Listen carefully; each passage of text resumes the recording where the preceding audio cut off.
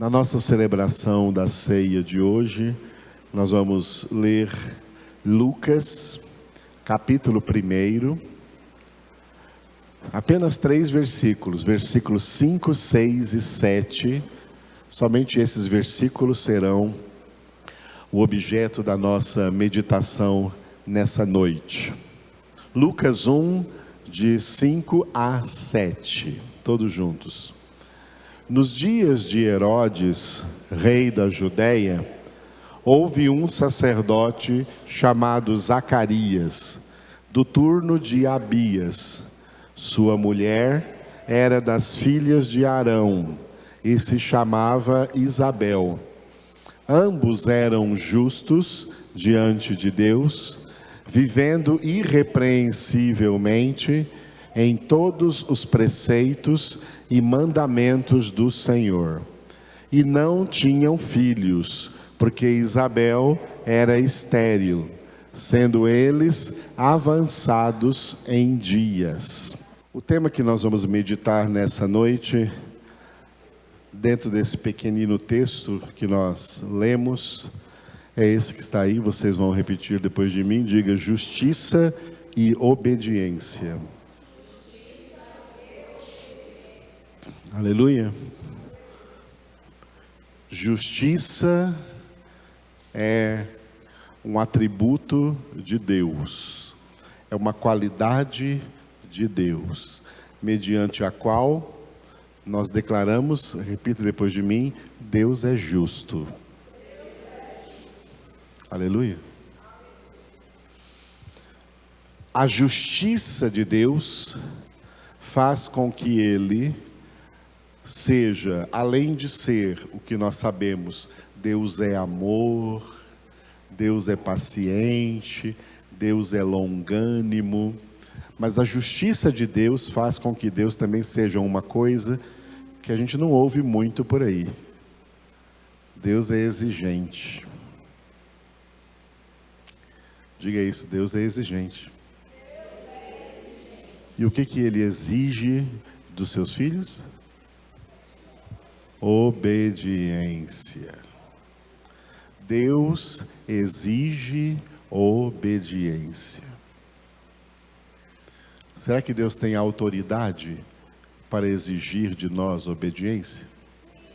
Claro, porque Ele é justo. Tudo que Ele manda, tudo que Ele ordena na sua palavra é justo, e por ser justo tem que ser obedecido. E quem desobedece comete injustiça, porque todo pecado é injustiça, toda desobediência é pecado, e todo pecado é injustiça. Deus não tolera injustiça. Deus é justo em tudo que Ele é e em tudo que Ele faz, e sendo justo, Ele está formando filhos que Ele, pela graça, deu a eles salvação em Cristo Jesus, mas em contrapartida, exige deles obediência. Aleluia. Obediência à sua palavra. Jesus na terra foi exemplo de homem justo e obediente ao Pai. O exemplo que Jesus nos deu é esse. Jesus é o nosso modelo, Jesus é o nosso exemplo, Jesus é a nossa referência. Ele é o modelo de homem justo e obediente a Deus que nós devemos seguir. Aleluia? Muito bem. Glória a Deus. Por isso então esse tema que vamos ver hoje aí, repito de novo: justiça e obediência. Esse tema então que nós lemos hoje, esse texto que nós lemos, está dentro dos 2 primeiros capítulos de Lucas, que nós começamos há 15 dias atrás. Esses 2 primeiros capítulos é a introdução. Lucas tem uma introdução, um desenvolvimento e uma conclusão. Nós vamos passar um tempo aqui nessa introdução, porque ela tem 2 grandes capítulos e com muita coisa aqui nesses capítulos para as nossas reflexões, para as nossas meditações na palavra de Deus. O título principal que nós podemos dar para essa introdução é, diga, chamarás Jesus. Foi isso que o arcanjo Gabriel orientou a Virgem Maria, que ela iria ser concebida por obra do Espírito Santo, e a criança nela concebida deveria se chamar pelo nome de Jesus. Yeshua, que significa Deus salva. Jesus é Deus nos salvando. Então, diga de novo, chamarás Jesus. Esses 2 capítulos da introdução de Lucas estão divididos assim, ó. Eles têm uma introdução que nós vimos há 15 dias atrás, versículos de 1 a 4, com o título de, repita, Teófilo. Teófilo é um personagem provavelmente fictício para quem Lucas escreveu, no sentido de que ele estava escrevendo para todos aqueles que têm o significado desse nome. Teófilo significa aqueles que amam a Deus. Aqueles que amam a Deus. O verbo philo é o verbo amar e theo é Deus. Teófilo é aquele que ama a Deus. Ou seja, o Evangelho segundo Lucas, mas não somente o Evangelho segundo Lucas, como cada um dos 66 livros da Bíblia foram escritos para aqueles que amam a Deus. Glória a Deus. O céu é de todo mundo? Só para aqueles que amam a Deus. Por isso que no céu, né, estão as coisas que agora nem olhos viram, nem ouvidos ouviram, nem o coração humano imaginou, o que Deus tem preparado para todo mundo? Não, para aqueles que o amam. Para os teófilos, para aqueles que o amam. Aqueles que amam a Deus, uma das provas, como nós vimos hoje pela manhã na meditação do Salmo 119, uma das provas de que alguém verdadeiramente ama a Deus é que eles se identificam com aquele homem citado no Salmo número 1. As pessoas que amam a Deus são pessoas que não andam no conselho dos ímpios, não se detêm no caminho dos pecadores, não se assentam à roda dos escarnecedores, porque o prazer dessas pessoas está na lei do Senhor, na palavra do Senhor, e nela meditam de dia e de noite. Por isso eles são como árvore plantada junto à corrente de águas, que dá fruto na época própria, cuja folhagem não murcha, e tudo quanto faz prosperará. Essa é a identificação perfilar dos verdadeiros teófilos, os que amam a Deus. É para eles que Lucas, sob a inspiração do Espírito, escreveu este livro.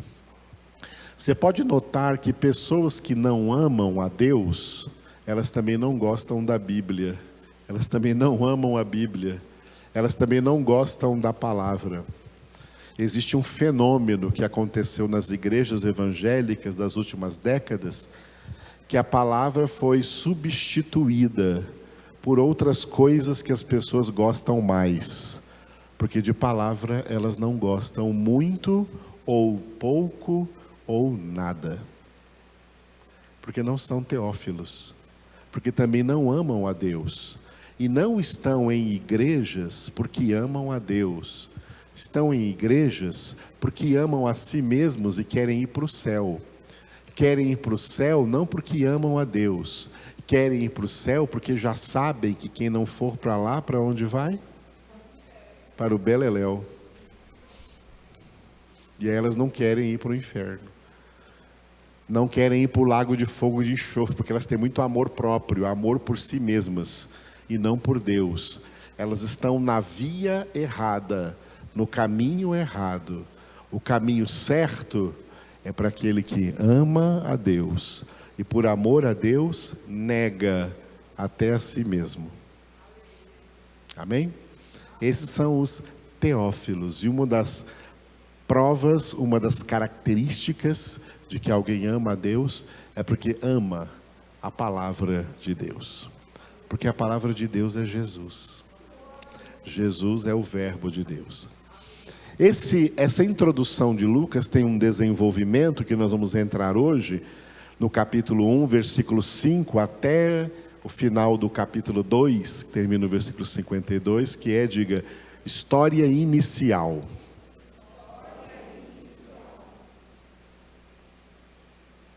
Para quem não sabe, o Novo Testamento, ou para quem nunca percebeu isso de fato, nunca aprendeu isso, o Novo Testamento é formado por 3 pequenos volumes. O Novo Testamento não é grande, ele é pequeno. São 3 pequenos volumes. O Novo Testamento é tão pequeno que eu tenho o costume de ler o Novo Testamento inteiro uma vez por mês. Porque ele tem só 27 livros, e eu leio basicamente um por dia.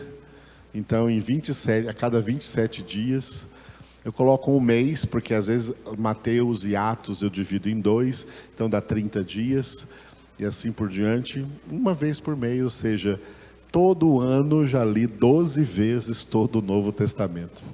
É um costume que eu tenho de muito tempo atrás, desde muito tempo atrás. O Novo Testamento é muito pequeno, 27 livros apenas, divididos em 3 pequeninos grupos. O primeiro grupo são livros históricos. São os 4 evangelhos e o livro dos Atos dos Apóstolos. São livros históricos do Novo Testamento.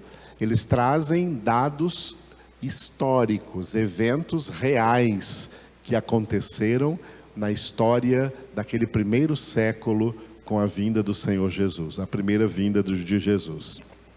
E o nascimento da igreja a partir de Pentecostes. Muito bem.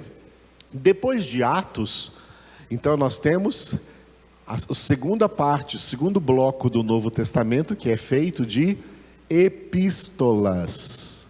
Epístolas ou cartas. Então tem as 13 cartas de Paulo, a carta aos Hebreus, a carta de Tiago, as 2 cartas de Pedro, as 3 cartas de João e a carta de Judas, irmão de Tiago. E o último bloco do Novo Testamento é de um só livro, é um livro profético, o livro profético chamado Apocalipse. Assim é o Novo Testamento. Por isso, como Lucas está dentro dos livros históricos, né? Ele é um narrador da história. Lucas é, portanto, um historiador. Ele está escrevendo eventos que verdadeiramente fizeram parte da história lá naquele primeiro século da vinda do Senhor Jesus. Amém? Essa história inicial, diga de novo, história inicial. Essa história inicial aí, ela está dividida em duas partes. Primeira parte, do capítulo 1, versículo 5, até o capítulo 2, versículo 40, que eu dei o título de 2 personagens importantes que são introduzidos nessa história. Diga, João e Jesus. João aí é o João Batista, né? E Jesus, o Filho de Deus. Muito bem. E depois o capítulo 2 de Lucas vai terminar nos versículos 41 até os 52, como o único registro da história que apresenta Jesus Cristo com a idade de, repita, 12 anos. 12 anos ali, a idade de Jesus.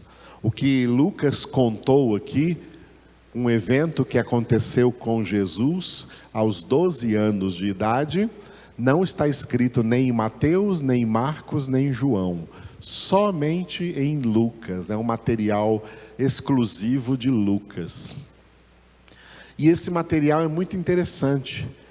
Deus permitiu que Lucas tivesse conhecimento desse evento e registrasse esse evento justamente para derrubar por terra uma heresia que existe por aí, talvez vocês não saibam, mas existe uma heresia por aí de que Jesus não sabia quem ele era aqui na terra.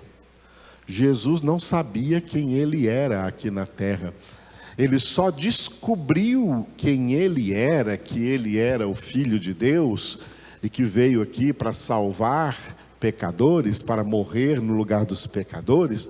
Jesus só descobriu isso quando ele foi batizado por João Batista nas águas do Rio Jordão.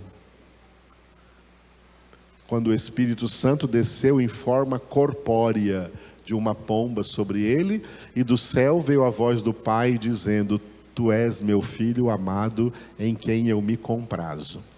Por causa desse texto do batismo de Jesus, surgiu uma heresia de que Jesus só tomou consciência de que ele era o Cristo, o ungido de Deus, o Filho de Deus, no seu batismo.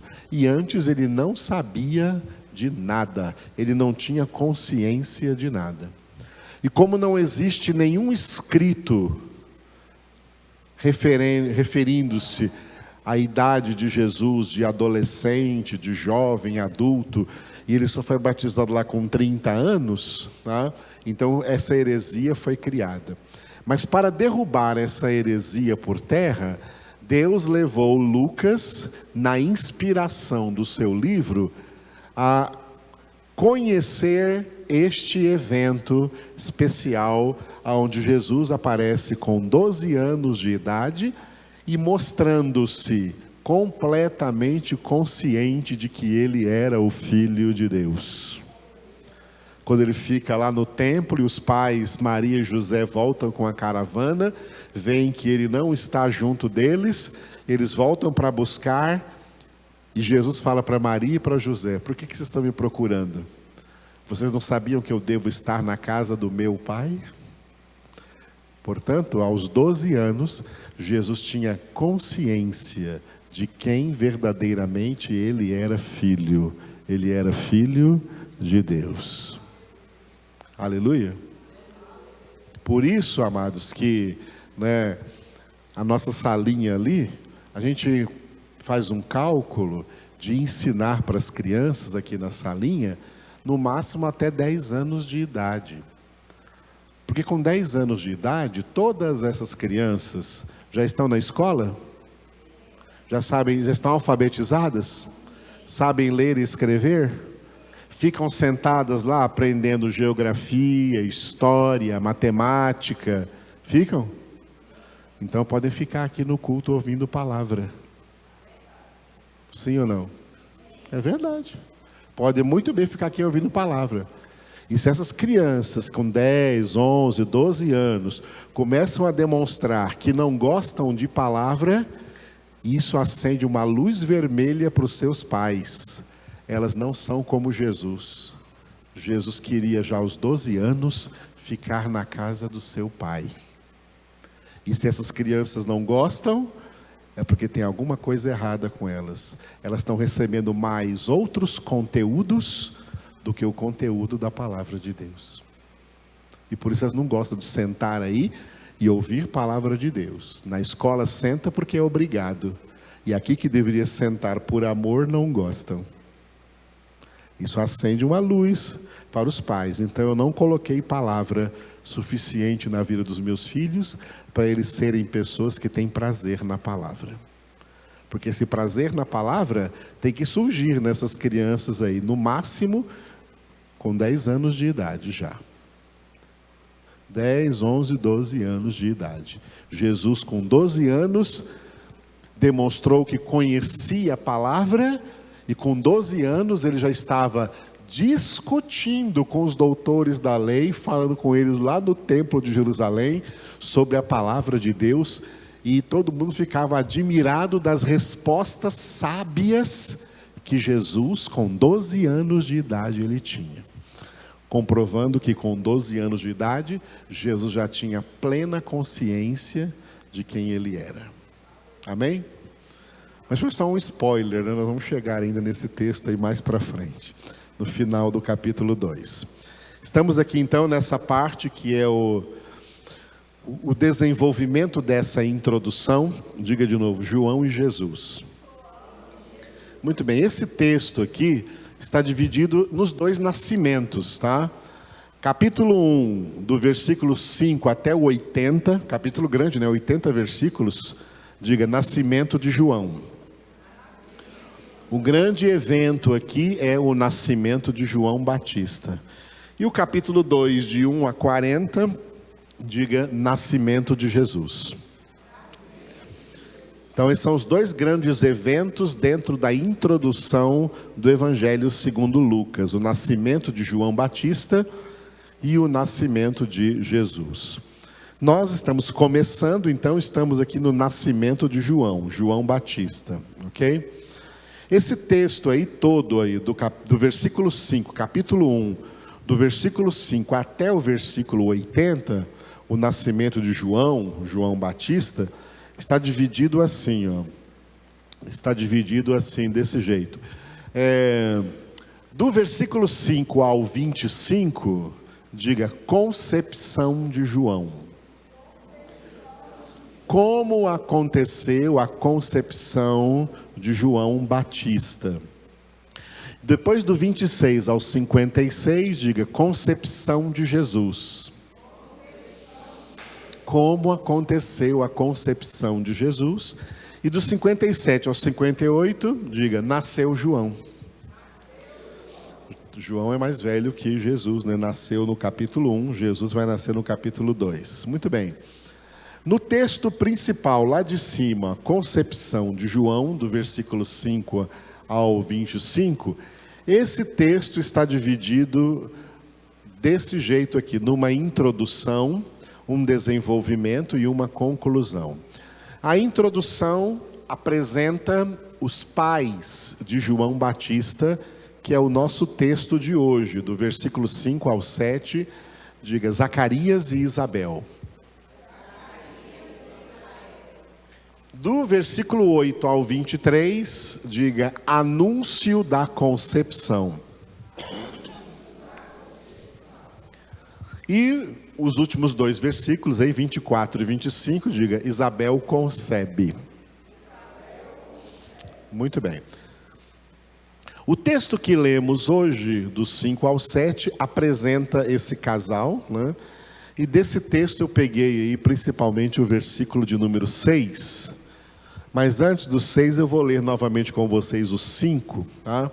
Está escrito assim: nos dias de Herodes, ou seja, quem governava sobre Israel naquela época, era o rei Herodes, que era o rei do Império Romano, porque nessa época a nação de Israel era colônia do Império Romano, era dominada pelo Império Romano, e assim permaneceu até 3, 4, quase 4 séculos depois de Cristo, tá bom?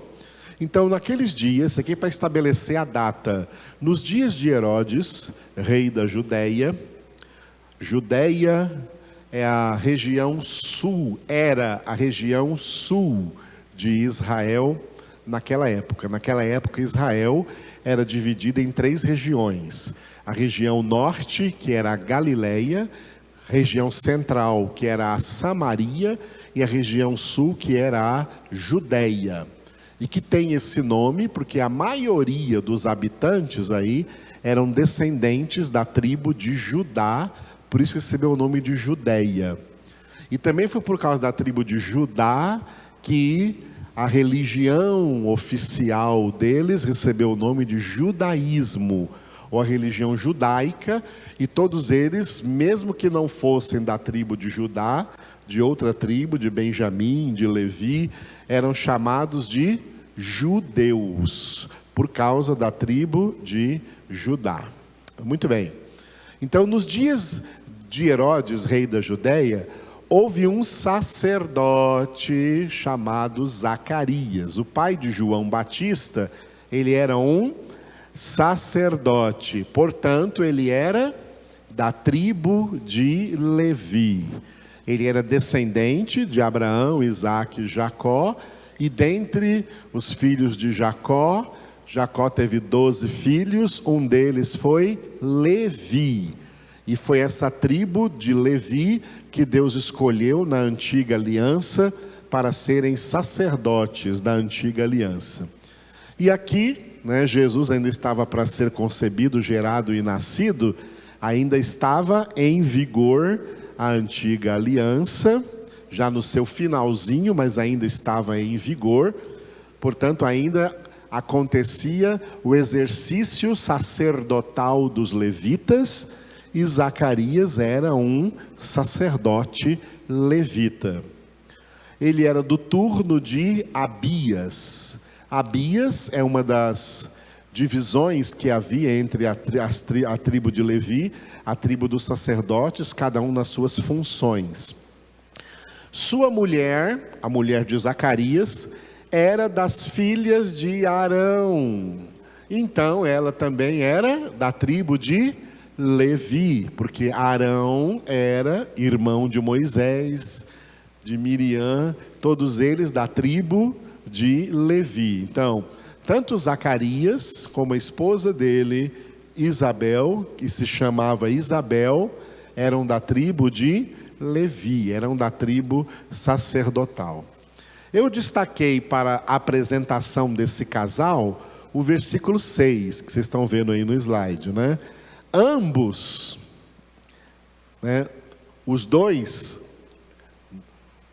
elementos deste casal, o marido e a mulher, Zacarias e Isabel, ambos eram justos diante de Deus, vivendo irrepreensivelmente em todos os preceitos e mandamentos do Senhor. Repitam.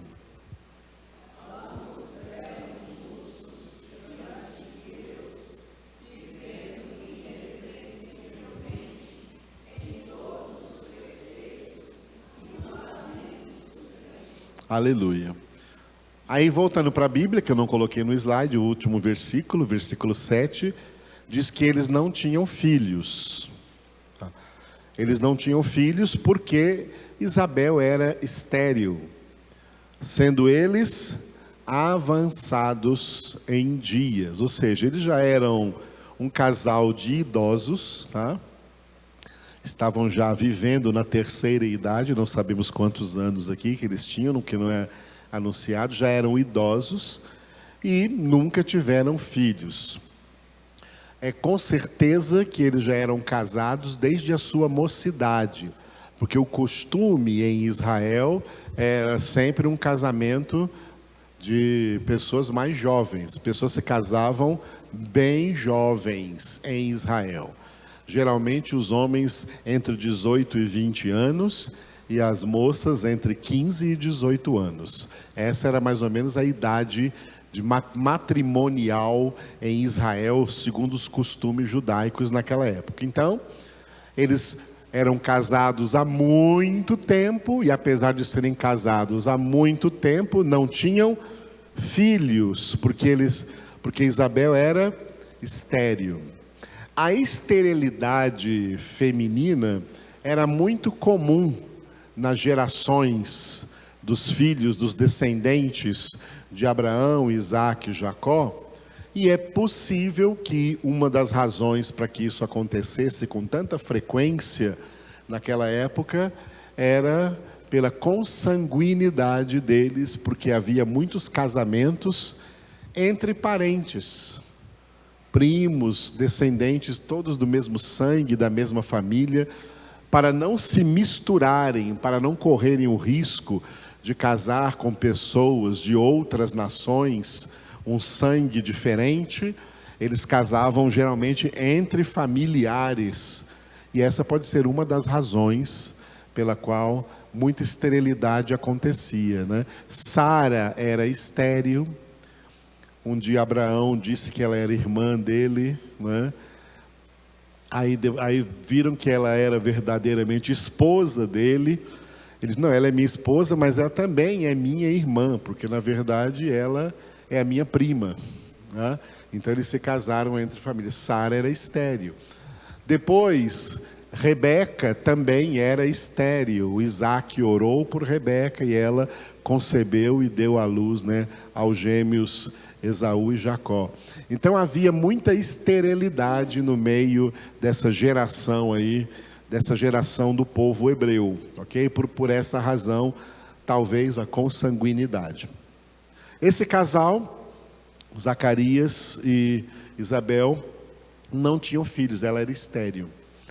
E tinha um peso muito grande naquela época, na cultura daquela época, tinha um grande peso essa questão da mulher, a esposa, né, de um casal, ser estéril. Porque as pessoas, muitas vezes, no seu misticismo, elas imaginavam que essa pessoa era estéril porque o Senhor barrou o seu ventre, o Senhor colocou uma barreira no seu ventre para impedi-las de gerarem filhos. E essa esterilidade era tida naquela época como uma maldição.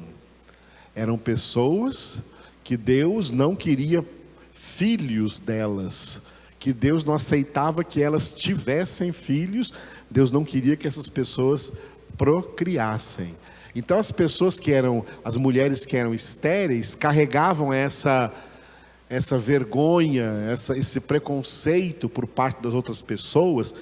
Isso aconteceu, por exemplo, muito fortemente com a Ana, a mãe do Samuel, que era estéril e sofria muito por não poder gerar filhos. A mulher amada de Jacó, que era Raquel, ficava toda cheia de ciúmes, porque a irmã dela, Lia, tinha filhos com Jacó e ela não conseguia engravidar. E um dia ela foi e falou assim para Jacó: dá-me filhos, senão eu morro. Olha que ponto, né? Porque a esterilidade era algo muito humilhante para as mulheres naquela época. Elas queriam dar à luz, conceber, gerar, dar à luz a uma nova vida, era considerado uma grande bênção de Deus. Por isso que no livro dos Salmos fala: bênção do Senhor são os filhos. É uma grande bênção ter filhos. E a mulher que se casava e não conseguia engravidar, era estéril, ela ficava triste, caía em depressão, sofria demais, como Ana sofreu. Zacarias e Isabel ficaram muitos anos casados, passou toda a sua juventude casados, e agora que estavam já avançados em dias, e nada de filhos, porque Isabel era estéril. No entanto, o texto não fala se Isabel sofreu ou não com essa esterilidade. O que o texto traz para nós é que, embora não tivessem filhos, este era um casal de pessoas, um marido e uma mulher, que eram justos diante de Deus. Eram justos diante de Deus. Como é difícil achar um casal assim, não é? Um casal onde os dois são de Deus. Os dois são de Deus. Imagina quantos homens em Israel que casaram-se com uma mulher, e essa mulher, eles viram que essa mulher era estéril. Imagina quantos deles abandonaram essa mulher para casar com uma outra que pudesse lhe dar filhos. Isso pode ter acontecido demais, conhecendo a natureza humana, sim ou não? Entendeu? Muitos não ficariam fiéis a um casamento assim? Não tem filhos. Eu sou um sacerdote, eu gostaria de ter filhos para que eles continuassem o meu ofício aqui sacerdotal. E essa mulher não me dá nenhum filho, não teve nenhum filho com ela, o Senhor lhe barrou a madre, o Senhor lhe fechou a madre, é uma expressão usada. Mas isso não aconteceu com Zacarias e nem com Isabel. Mesmo Isabel não tendo filhos, Zacarias permaneceu fiel a Deus e a ela, e ela permaneceu fiel a Deus e ao seu marido, e isso é o que significa que ambos eram justos diante de Deus. A prova de que eles eram justos diante de Deus é que eles estavam sempre vivendo irrepreensivelmente em todos os preceitos e mandamentos do Senhor. Como é maravilhoso quando vemos um casal onde os dois vivem a palavra de Deus, amam, meditam, conhecem e praticam a palavra de Deus. Quer saber o segredo do casamento com sucesso? É esse aqui. Ambos viverem, meditarem, orarem, praticarem a palavra de Deus. Aonde está o pecado das pessoas? Em não praticar a palavra de Deus, em não viver a palavra de Deus. Quem não vive a palavra de Deus anda em desobediência, anda em injustiça. Quem pratica a palavra de Deus, vive dentro da justiça de Deus. Lembra de Jesus falar? Buscar em primeiro lugar o reino de Deus e a sua justiça. Aonde você busca a justiça de Deus? Aqui, a palavra de Deus é que está toda a justiça de Deus. Aonde está a justiça dos homens? Vai lá estudar direito e você vai ter acesso a todos os escritos da justiça dos homens. Mas onde está escrito todas as coisas acerca da justiça de Deus? Na palavra de Deus. Ao meditar de dia e de noite na palavra de Deus, você está meditando na justiça de Deus, conhecendo a justiça de Deus e obedecendo essa palavra, vivendo essa palavra, praticando essa palavra, você estará vivendo em obediência a Deus e obediência à sua palavra. Muito bem, nesse texto de hoje, os pais de João Batista estão sendo apresentados, Zacarias e Isabel, como um casal exemplar. Apesar de não ter filhos, viveram muitos anos, casados desde a sua mocidade, viveram muitos anos juntos, sendo os dois, em primeiro lugar, fiéis a Deus, e em segundo lugar, fiéis um ao outro. Tem um segredo aqui muito importante que eu gostaria de compartilhar com vocês, antes de nós cearmos aqui. Aliás, já estamos ceando, a ceia é essa, a ceia é a palavra, Ali depois é a simbologia que Jesus instituiu para nós. Tem uma coisa muito importante. Eu gosto de fazer uma ilustração assim. Eu gosto de fazer uma ilustração assim. Se você quiser que Deus lhe dê um Boeing, você tem que construir o aeroporto onde essa bênção vai pousar. Senão você pede, Senhor, me dá um Boeing, mas eu vou pousar isso aonde aí para você?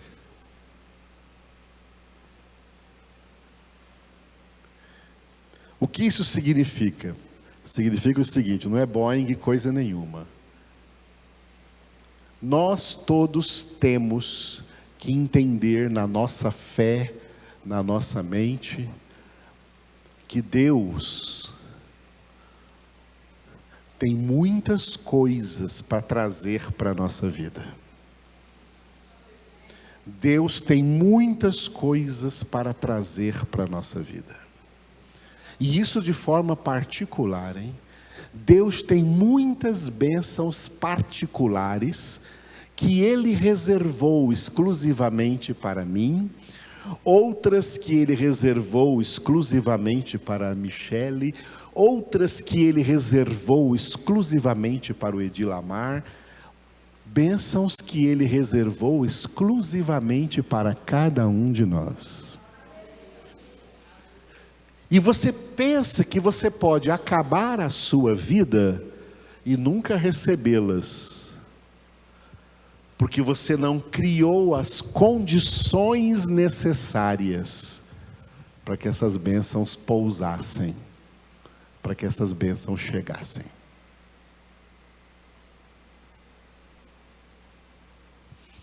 Quando pessoas como Zacarias e Isabel, desde a sua juventude, se casam e de repente não têm filhos, ao invés de entrar em um sofrimento para tentar saber a resposta a essa pergunta, por que não temos filhos? Provavelmente eles, os dois, se consolaram com essas palavras: olha, vamos continuar sendo fiéis a Deus, vamos continuar sendo fiéis um ao outro, porque a fidelidade constrói grandes aeroportos para que as bênçãos de Deus venham e pousem.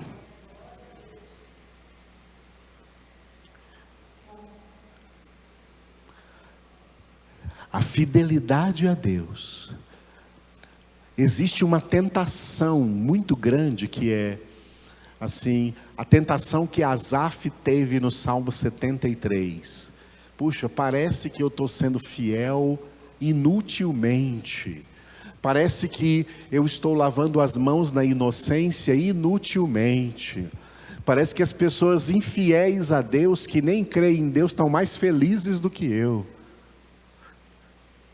E eu que tenho buscado a Deus, parece que não está acontecendo nada. Asaf não chegou a cair em tentação, mas quase, ele diz, quase me resvalaram os pés, até que eu entrei no santuário de Deus e atinei com a realidade. Olha, atinei, toma tino. Parece que quando você está sendo fiel a Deus, aparentemente não tem nada acontecendo. E essa sensação pode levar anos. Porque quanto mais demora, é porque maior tem que ser o aeroporto, porque maior será o Boeing que vai pousar aí. Porque maior será a bênção que irá chegar aí. Você não sabe o que Deus tem preparado para você, mas que só vai chegar se você construir uma vida de fidelidade ao Senhor. Construir uma vida de fidelidade ao Senhor. E mesmo que você morra sendo fiel, construindo esse aeroporto, e não chegou nenhum Boeing durante a sua vida, vai chegar o maior de todos, a vida eterna com Deus. A vida eterna com Deus. O que eu vejo nessas pessoas de Deus na Bíblia, nesses homens e mulheres de Deus na Bíblia, quando eu leio a história desses homens e mulheres de Deus na Bíblia, Uma das coisas que eu imagino é isso aqui, ó, é a cronologia.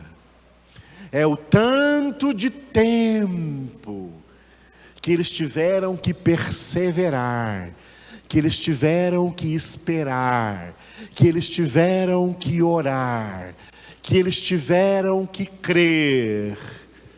E às vezes depois de muitos anos, é que as coisas começavam de fato a acontecer. A gente vive numa geração de seres humanos que querem tudo assim, ó, rapidamente.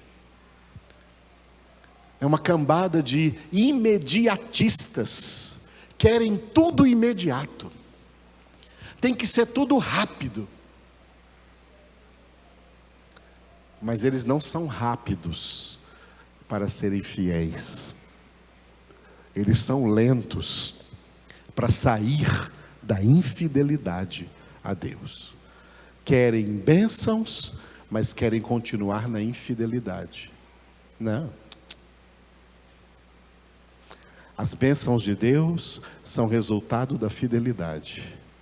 As bênçãos de Deus são resultado da obediência. Se me obedeceres, todas essas bênçãos virão sobre ti e te alcançarão. Se me obedeceres, todas as bênçãos de Deus são condicionadas à obediência. Zacarias e Isabel não imaginavam que Deus já havia, desde antes da fundação do mundo, escolhido os dois para serem os progenitores daquele que seria o precursor do seu filho. Eles não imaginavam que teriam um filho mais nessa idade avançada, e ainda mais que esse filho seria um tremendo profeta verdadeiro de Deus. Um filho que seria decapitado, que daria sua vida pela santidade de Deus, pela fidelidade de Deus, pela palavra de Deus, pela fé em Deus. Olha que grande bênção. Eles devem ter vivido durante tantos anos e ver casais da sua idade tendo 12, 13, 14, 15, 20 filhos, mas nenhum desses filhos se tornaram nada tão importante. E eles pensam, nós não temos nenhum, mas Deus reservava para eles uma grande bênção. Calma, vocês não sabem, mas eu estou reservando para vocês. Vocês serão os pais do João Batista. Vocês serão pais de um grande homem de Deus que eu vou trazer e que vem preparar o caminho para o meu filho. As pessoas pensam errado. As pessoas pensam que Deus vai revelar, através de algum profeta que tem por aí, vai revelar o que Ele quer de você. Vai acontecer isso contigo. Não, está errado, isso é falsa profecia. O que Deus quer de você e de mim é fidelidade a Ele. É fidelidade à sua palavra. O que Ele tem para mandar para nós, só vai pousar na data certa, na hora certa, no tempo certo, quando esse aeroporto da fidelidade estiver construído. E se constrói dia a dia. Aleluia. Entenderam essa mensagem? Tirada aqui da vida deste casal, Zacarias e Isabel, pais de João Batista. Eles nem imaginavam. Não é esse o efeito que as bênçãos de Deus produzem em nossa vida? Oh Senhor, eu não imaginava que isso poderia acontecer comigo. É assim que Deus age. Como Deus age, mas de maneira maravilhosa. Nós só temos que fazer o que diz lá no livro dos Salmos, ó. Esperei confiantemente no Senhor. Esperei confiantemente no Senhor. Esperei confiantemente no Senhor. E Ele se inclinou para mim. Aleluia. Nossa parte é esperar confiantemente no Senhor. Porque na hora de Deus, a bênção vai pousar. E você vai se admirar. Senhor, eu não esperava que era isso que o Senhor ia mandar. Muito obrigado, Senhor. Aleluia. Está disposto a esperar? Está disposto a confiar? Está disposto nesse tempo a ser fiel? A ser obediente à palavra? É isso que Deus quer de nós. Isso é a preparação para grandes realizações de Deus na nossa vida.